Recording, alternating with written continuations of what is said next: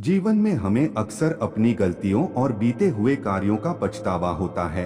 हम खुद को सोचते हैं कि क्या होता अगर हमने वह कार्य नहीं किया होता या उस गलती को सुधार दिया होता। लेकिन क्या आपने कभी यह सोचा है कि बीता हुआ कल वापस लौटकर नहीं आता है? यहाँ हम एक छोटी लेकिन गहराई से सोचने वाली महात्मा बुद्ध की इस कहानी के माध्यम से देखेंगे कि हमें अपनी भूलों को भूलकर आगे बढ़ना चाहिए। महात्मा बुद्ध एक गांव में प्रवचन सुना रहे थे।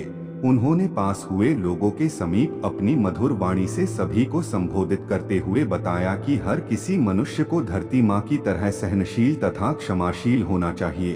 क्रोध मानव का ऐसा शत्रु है जो दूसरों को तो हानि पहुंचाएगा, साथ में खुद भी उससे नहीं बच पाएगा। इसलिए क्रोध, ईर्ष्या मानव की सबसे बड़े शत्रु है। सभा में सभी लोग शांति से उनकी बात को ध्यान पूर्वक सुन रहे थे। तभी वहां उस सभा में एक अति क्रोधी व्यक्ति भी उपस्थित था।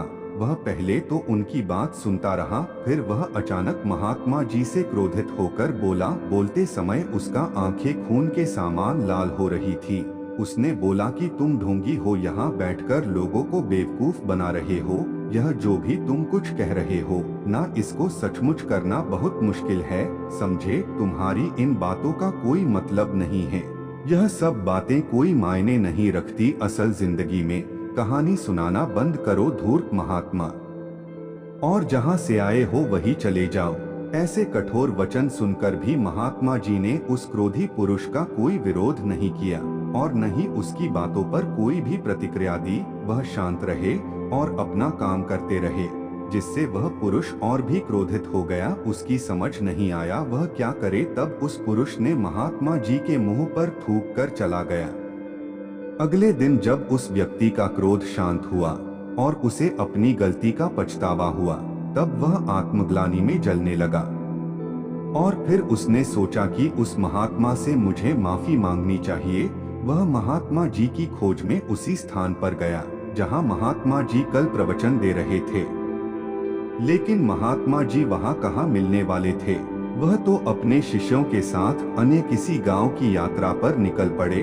वह पुरुष सब लोगों से महात्मा जी के बारे में पूछता पूछता उस स्थान पर पहुंच गया जहां की महात्मा जी प्रवचन कर रहे थे।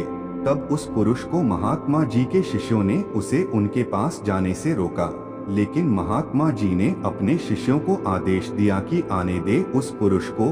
तब वह पुरुष महात्मा जी के चरणों पर गिर गया, उनसे बोला, मुझे क्षमा कीजिए महाराज। उसने महात्मा जी से पूछा, क्या आप भूल गए हो कि मैं वही जिसने कल आपका इतना अपमान किया था? मैं अपने दुष्कृत्य की आपसे माफी मांगता हूँ। तब महात्मा जी ने बड़े शालीनता से उस पुरुष से बोले कि कौन सी बात? तब उस पुरुष ने बड़ी हैरानी से महात्मा जी की ओर देखा। महात्मा जी बोले कि मैं तो बीती बातें वही छोड़ आया, क्योंकि बीता हुआ कल कभी वापस लौटकर नहीं आता। इसलिए बीती हुए बातों की वजह से आज और अपना आने वाला कल नहीं बिगड़ना चाहिए।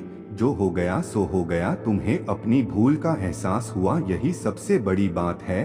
तुम अपनी गलती को मान लिए, सो तुम अब निर्मल हो गए हो। इसलिए कोई भी ग्लानि अपने मन में नहीं रखो।